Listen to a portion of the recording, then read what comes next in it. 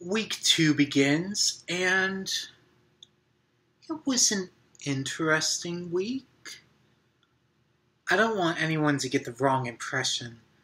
The second episode, Lesson, is not a terrible episode, not by any stretch of the word, but it's far from a great one.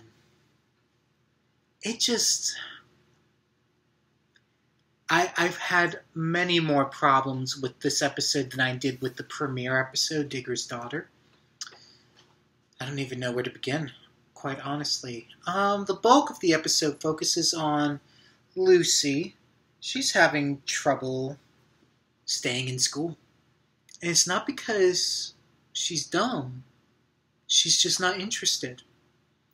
But throughout the episode, you watch as she manipulates situations to her liking. And then you get this creepy guy character is manipulating her into doing things that he wants to do to her. Now, this was 70s, so it's not as bad as you're thinking right now. But he wanted something from her that she did not want to give him. And so she took him dancing, and eventually Bobby intervenes. Pam is also prominent in this episode. This is really a Lucy and Pam episode. And that's pretty much it. Not much to talk about. There's very interesting setups for future episodes, which is good. Good setups in this episode. For instance, Bobby keeps on trying to figure out, how is my older brother, JR, so dang successful?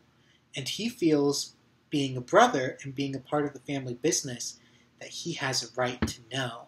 But JR is obviously hiding something from Bobby.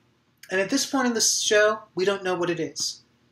We're not sure, but it's a good setup for future episodes, future weeks. The other thing that got set up, I don't know if it's going to go anywhere. I honestly can't remember. But Bobby found out that Ray has been sleeping with his niece.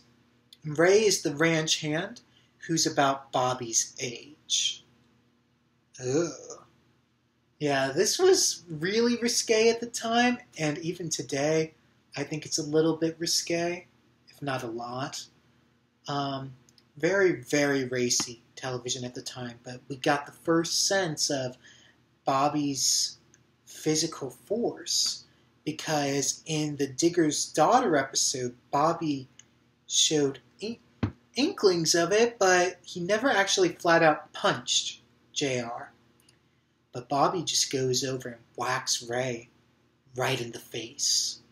That was a great little moment, a wonderful little moment for the show. We're setting up the strength of the Bobby character. Not only is he emotionally strong and the moral grounding of the show, he is physically strong. One of the strongest physically characters on the show. What were my problems with the episode? Oh gosh. Some of the pacing of the episode was really quite terrible. I don't think that's even in comparison to television of today's pacing. I think that's directly proportionate to the previous week's episode. Specifically the stuff at the disco. Oh gosh. There was a good probably 2 or 3 minutes of the episode that was just dancing. Just dancing montages. And it was getting to the point that you're like, okay, I'm getting bored. Can we move on? Can we move the plot a little bit quicker? And then there was also, honestly, the most problems I had with it were the pacing around the disco. And then you have the the ending, I thought, aside from Bobby using physical force against Ray and discovering what Ray has done, was really cheesy. It was really corny. Oh, look, I have the most two beautiful girls. Let's go dancing. Oh, yeah, that's a wonderful way to end the episode. Oh, it's just... this episode probably wouldn't seem as bad. And it's not a bad episode. It's not. But it wouldn't seem as bad in my mind if it didn't directly follow the premiere episode, which I thought was a wonderful premiere. Oh, man. And especially the ending of that episode. That ending is phenomenal. Wonderful ending to that. But, this, yeah. Oh, I forgot to mention, they have another thing that's set up. We actually get the beginnings of the setup for the spin-off, Knots Landing, with this episode, I believe. Because Lucy talks about her daddy, who is the middle child of the Ewing children, Gary. And Gary was really sensitive. He wasn't strong like Bobby or JR were. And Gary just couldn't live there, and so he kind of leaves. And he was, I believe, in high school and got a 15-year-old girl pregnant, and she had her, and that is her mother character, who we'll get introduced to a little bit later, and she follows through the bulk of the spin-off show. So it's interesting, like, we're getting set up for a spin-off that they didn't know was going to happen. Now, from what I read, they'd created Knots Landing first, but didn't think it would sell, so they made Dallas instead. And then when Dallas was a success, they made Knots Landing. Now, honestly, I wouldn't be surprised if the spin-off characters from Dallas that go to Knots Landing were solely created for Dallas, with no implication that they were going to do a spin-off. It honestly just seems like credible backstory of spending more time with the Ewing clan. Yeah, great stuff. Overall, this is just a very kind of middle ground episode. I'd give it a 2.5 out of 5.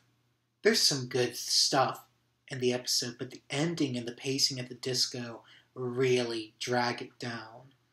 And there's also, they play the Dallas theme at the disco. Oh gosh. And I've read a book that has trivia on every episode, and they say that plays it, because at first I thought, oh, this must be just a really poor music choice that they had to change, because they couldn't get the rights to the actual disco music. And while that still may be true, I'm going to go with, no, I don't think so. Not if the trivia book says that. So, wow, bad choice. Am I excited for next week? Yeah, I am. I am intrigued to see how next week will play out. And not as excited as I was the previous week, but still excited. It was a good episode. It wasn't terrible.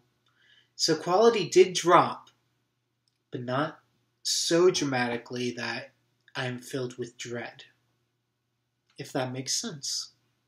So anyways, guys, I hope you'll continue watching this Dallas Super analysis with me, and I'll have another video for you guys next Friday, following the third week of the Dallas pilot. Until then, guys.